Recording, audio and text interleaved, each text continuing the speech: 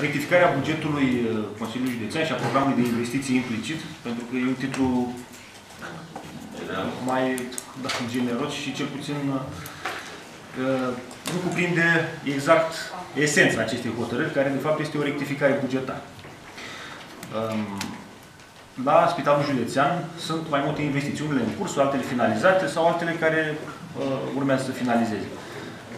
Am cerut, cel puțin eu, am cerut o informare cu privire la situația investițiilor de la Spitalul Județean, atât pentru lucrări, cât și pentru dotări, și încă n-am primit un răspuns, așa că vă rog încă o dată, această cale, domnului secretar, dumneavoastră este adresat solicitarea, sunt furnizați aceste informații. 2.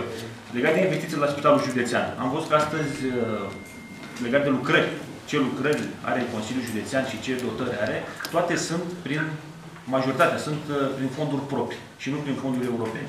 Aș vrea să vă întreb dacă noi alocăm acum 2 milioane de lei pentru dotări, niciun fel de problemă. Suntem de acord ca spitalul să funcționeze, suntem de acord ca spitalul să aibă toată aparatura necesară pentru un act medical corect. Dar vreau să vă întreb, nu ar fi posibil să avem prognoze cu un an sau 2 înainte și să accesăm fonduri europene pentru diferitele investiții pe care le mai avem de făcut la Spitalul Județean, pentru că de fiecare dată găsim pușculița Consiliului Județean, luăm banii de aici și ducem încolo. Nu e niciun fel de problemă până la urmă, că trebuie făcute investițiile. Dar am putea să eficientizăm cheltuirea banilor, pentru că acolo sunt cofinanțări mici, reduse din partea instituțiilor publice pentru accesarea de fonduri europene și cel puțin nici în bugetul de anul ăsta n-am văzut niciun fel de intenție de a merge către zona de fonduri europene. N-am fost atent.